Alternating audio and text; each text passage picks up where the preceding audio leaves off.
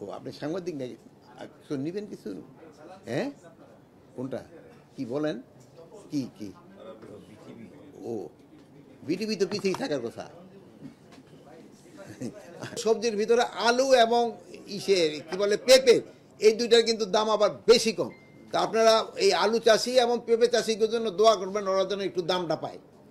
আর পেঁয়াজের উৎপাদনও কিন্তু আমাদের এবার ভালো।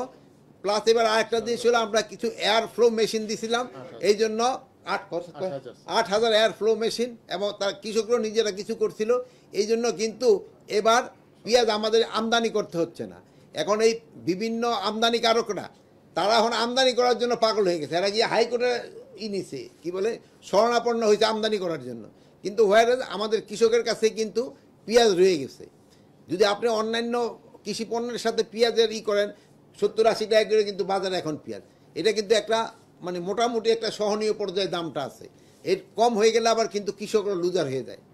এবার সবজির দামও, শীতের সবজি কিন্তু আসা শুরু হয়ে গেছে। যে সময় পুরাটা আসবে সেই সময় দেখবেন দাম আরও কমে যাবে।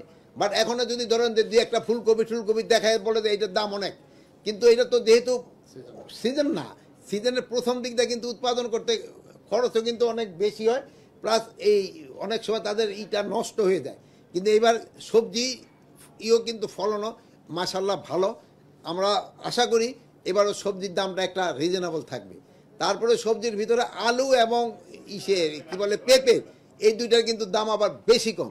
তা আপনারা এই আলু চাষি এবং পেঁপে চাষিদের জন্য দোয়া করবেন, ওরা যেন একটু দামটা পায়। ওরা যদি দাম না পায় আগামী কিন্তু এরা আলু চাষ করবে না, সেই সময় কিন্তু একটা বড় ধরনের সংকট দেখা দিবে। আরেকটা দেখেন মাঝে মাঝে লেখে যে সারের আল্লাহ দিলে কোনো সংকট নেই, কোনো সংকট নাই, সারের কোনো সংকট নাই, এবং সার আমাদের সাফিসিয়েন্ট সার রয়ে গেছে, এবং ভবিষ্যতে আমরা যতদিন আছি আল্লাহ দিলে সারের কোনো সংকট হবে না কৃষকের কাছে, এবং সারের কোনো দামও বাড়বে না, সারের কোনো দামও বাড়বে না। আর আমরা এখানে খামারি অ্যাপ একটা করেছি, ওই খামারিরা ওই অ্যাপটা দিলে ওই ওই জমিতে কি ফসলটা সবচেয়ে ভালো হবে তাই করতে পারবে, প্লাস আর কি পরিমাণ সার লাগবে ওইটাও তারা নিরূপণ করতে পারবে। আপনারা জানেন আমাদের কৃষকরা অনেক সময় কিন্তু সার বেশি দিয়ে দেয়, স্পেশালি ইউরিয়া সারটা তারা বেশি দেয়।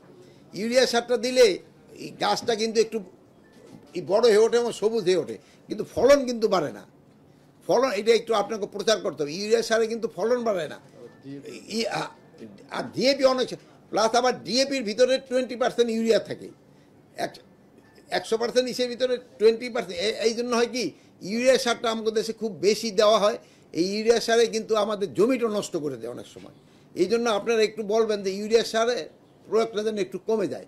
এখানে আপনাদের অনেক আছে কৃষি সম্বন্ধে লেখালেখি করেন এবং আপনাদের ভালো নলেজ আছে এটার উপরে, আপনারা এই জিনিসটা একটুখানি প্রচার করবেন। আরেকটা আমরা 25 বছরের জন্য একটা করার চেষ্টা করতেছি, দীর্ঘমেয়াদী পরিকল্পনা, কিভাবে আমাদের খাদ্য শস্যের একটা পরিকল্পনা, এটা আমরা করার চেষ্টা করতেছি। খুব তাড়াতাড়ি হয়তো আমরা কমপ্লিট করব। আরেকটা আমরা করে যাচ্ছি যে কৃষি জমি সুরক্ষা আইন। আপনারা জানেন কৃষি জমি কিন্তু আপনি সাংবাদিক নাকি? নিবেন কিছু? হ্যাঁ, কোনটা কি বলেন? কি কি? ও বিটিভি তো পিছিয়ে থাকার কথা। কৃষি জমি সুরক্ষা আইন, আমরা একটা কৃষি জমি সুরক্ষা আইন করে যেতে যাচ্ছি, যে হলে আপনারা জানেন যে কৃষি জমিগুলি কিন্তু দিন দিন কমে যাচ্ছে, ঘর বাড়ি উঠতেছে কৃষি জমি, কিন্তু আমাদের জনসংখ্যা কিন্তু বাড়তেছে। তা আমাদের কৃষি জমি কমে গেলে আমাদের কিন্তু কতদিন আমরা হইতে হবে, আমাদের কিন্তু পরনির্ভরশীল হয়ে যেতে হবে। এই জন্য কৃষি জমিগুলি যেন নষ্ট না হয়, এই জন্য আমাদের ব্যবস্থা করতে হবে। এই জন্য কৃষি জমির সুরক্ষা আইন আমরা করতে যাচ্ছি। এগুলি ছিল আমাদের আজকের পয়েন্ট। এরপরে যদি আপনাদের কারো কোনো প্রশ্ন থাকে জিজ্ঞেস করতে পারেন। আপনি বললেন যে সারের কথা বললেন, কিন্তু সারের প্রশ্নটা হলো, প্রথম হলো সারের নীতিমালা করার কথা যেটা ছিল, আমি শেষ করি তাহলে সেইটা কোন পর্যায়ে সারের নীতিমালা হইলে তাহলে রাজনৈতিকভাবে ডিলারশিপ পাবে না, সেই ধরনের একটা সিদ্ধান্ত ছিল। নাম্বার 1। নাম্বার 2 হলো এই একটা করে শেষ করে লই। সারের বিষয় সারের আমদানি বেড়ে যাওয়ার কারণে সারের দাম বেড়ে গেছে, কৃষকের নিজেদের কথা। এই কৃষক শোনেন, এই আমদানি দামের সাথে কৃষকের দামের কোনো মূল্য না। শোনেন, আমদানি বাড়লে না, কৃষকের জন্য ফিক্সড দামের রেট। সরকার ভর্তুকি সরকার এটা হলো ভর্তুকি দিবে সরকার। দাম বেশি হলে সরকারের বেশি যাবে, দাম কম হলে কোনো জায়গায় নেই। আপনি একটা জায়গায় দেখেন কোন জায়গায় সংকট বোন, আপনি একটা জায়গায় বললেন কোন জায়গায় সংকট আছে। এই কিছু কিছু দুর্নীতিবাজ আছে, কিছু দুর্নীতিবাজ আছে যারা সমস্যা করে। আর এখন এই যে সারের যে দাম, এখন কিন্তু সারের দাম নিম্নমুখী। এখন এই যে লাস্ট যেটা আমাকে প্রকিউরমেন্ট হচ্ছে, প্রত্যেকটা সারের দাম ওই নিম্নমুখী। এই নিম্নমুখী। আর আমাদের এখন সারের কোনো সংকট নেই। আর যদি কোনো যে আপনি বললেন যে এই যে যদি কোনো দুর্নীতিবাজ থাকে তাকে আমাকে ধরাই দেন, আপনার কাছে অনুরোধ এগুলি ধরাই দেন। নীতিমালাটা প্রায় চূড়ান্ত পর্যায়ে রয়ে গেছে, আমাদের ন্যাশনাল লেভেলেরও মিটিং হয়ে গেছে। এটা হয়তো আমরা শীঘ্রই এটা আমরা কার্যকরী করি। নীতিমালাটা হলে এখানে কিছু আছে যাদের দেওয়া হয়েছিল আগে, যাদের কোনো বৈধ লাইসেন্স পাওয়ার ওই উপযোগী না। যেমন ধরুন আমি একটা এক্সাম্পল দিই, একজন লোকের নেওয়ার কথা হলো 5 ফিট 4 ইঞ্চি, ধরুন আমাকে সে হলো 5 ফিট, তারও নিয়ে নিচ্ছে। ধরেন এরকম একটা, যদিও এটার ক্ষেত্রে এই এক্সাম্পলটা অত অ্যাপ্রোপ্রিয়েট এক্সাম্পল না। হ্যাঁ, এক ফ্যামিলিতে 3 জনরে দিয়ে দিচ্ছে।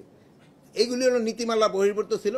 এই জন্য আমরা একটা ন্যাশনাল কমিটি করেছি। এবার ন্যাশনাল কমিটিতে কিন্তু আমরা 2 জন ছাত্র প্রতিনিধিও রাখছিলাম, যে তারা যারা কৃষি ইসে পড়ে তাদেরও আমরা রাখছিলাম। আর একটা জিনিস হলো, এবার আমাদের আরেকটা সারের নীতিমালা করা হয়েছে, যেমন বিসিআইসি দিত একটা লাইসেন্স, আবার বিআইডিসি দিত একটা। এক ভদ্রলোকের 2টা লাইসেন্স নিতে হইতো, এখন একটা লাইসেন্সই নিতে পারবে। একজন হলো কি, আবার এটা কি সার যে নিতে আসছে তারও বিসিআইসি সারের দোকান এক জায়গায়, সে বিসিআইসি ইউরিয়া নিয়ে গেল, আবার ডিএপির জন্য আবার কৃষির ওখানে যাইতে হইতো। মানে এখন এক দোকান থেকে সে সব কটা পাবে। এইটা আমরা মোটামুটি প্রায় ফাইনাল হয়ে গেছে। এখন আমরা একটা ডেট দিয়ে এটা করে দেব। এই যে আমি তো নির্বাচন না, আমি এখানে কৃষিতে আছি, এখন কৃষির উপরে জিজ্ঞেস করি।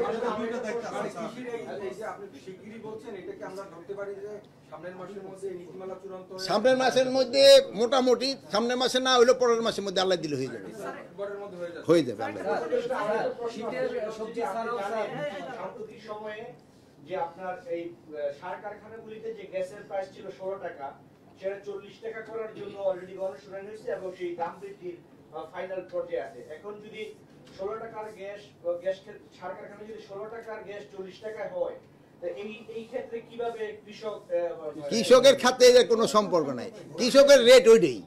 এই যে আপনারা ওই যে রেশনের যেমন দাম দেওয়া হইতো না আগে, আপনার আমাদের দেশে তো আগে কিন্তু রেশনের চাল আসছিল না, রেশনে একটা ফিক্সড রেট। এখন সরকার কয় টাকা কিনে কয় টাকা বিক্রি, ওইটার সাথে কানেকশন নেই। সে কত 22 টাকা, এখন কত করে দেন ইউরিয়া, কত এরকম 3টা। এখন একটা ওই যেই দামে ওই দামেই তারা পাবে। এটা হলো ভর্তুকি দিবে সরকার।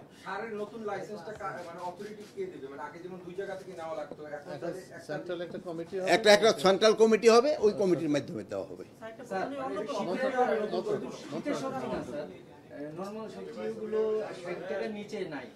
এখন হলো কি, না মানুষ খুব একটা, শোনেন আমি শেষ করি, শোনেন। আবার ওই যে ধরেন আলু হয়ে গেছে 10 টাকা, এখন হলো কি ওই সবজিটা, এখন হলো কি এটাও কিন্তু সবজি। পেঁপে 15 টাকা, এখন এটাও কিন্তু সবজি। এখন হলো কি গিয়া, এখন যদি ওই ফুলকপির দামটা দেখা দেন, ফুলকপির দামটা দেখেন, কিন্তু আলুর দামটা বলেন না। আমাকে খালি অনুরোধ, আলুর উৎপাদন যারা করতেছে তাকে ক্ষেত্রে একটু টাকা। আমাকে এবার রপ্তানি কিন্তু প্রতিবারের থেকে এবার কয় গুণ বেশি রপ্তানি। তারপরে হয় কি, প্রায় ডাবল আমরা এবার রপ্তানি করছি, কিন্তু তারপরে আমাকে মাশাআল্লাহ এবার কৃষক অনেক ভালো উৎপাদন করছে। এখন হয় কি, উৎপাদন বেশি হয়ে গেছে ইনফ্যাক্ট। আচ্ছা, পেঁয়াজের বিষয় বললেন যে আমদানি করতে হবে না। পেঁয়াজের আসলে আমাদের এই মুহূর্তে চাহিদা কত আর উৎপাদন কত হয়েছে? এই আমাদের হচ্ছে কি চাহিদা কত, ওইটা আমি অ্যাকচুয়ালি হিসাবটা আপনার আমি এটা দিতে পারবো না। এটা হয়তো বাণিজ্য মন্ত্রণালয় দিতে পারবো কাঁদে কতটুকু। কিন্তু আবার আমাদের হয় কি, আরেকটা আপনাকে সুখবর দিচ্ছি, যে আমাদের যে গ্রীষ্মকালীন পেঁয়াজটা, এটাও কিন্তু হয়ে গেছে, ম্যাচিউর হয়ে গেছে। এই সপ্তাহে গ্রীষ্মকালীন পেঁয়াজও চলে আসে, উৎপাদন শুরু হয়ে গেছে। উৎপাদন শুরু হয়ে গেছে মানে উঠানো ফালানো শুরু হয়ে গেছে। হ্যাঁ, কৃষি জমি সুরক্ষা আইন হলো একটা, আমরা এখানে মানে কৃষি মেইনলি এটা করতেছে ভূমি মন্ত্রণালয়ের কাজটা। ভূমি আর পরিবেশ আর মানে কি বলে গণপূর্ত না, মানে ইন্ডাস্ট্রি যেটা, এই যে শিল্প, এটা নিয়ে আমরা করতেছি যে কৃষি জমিটারে কিভাবে রক্ষা করা যায়।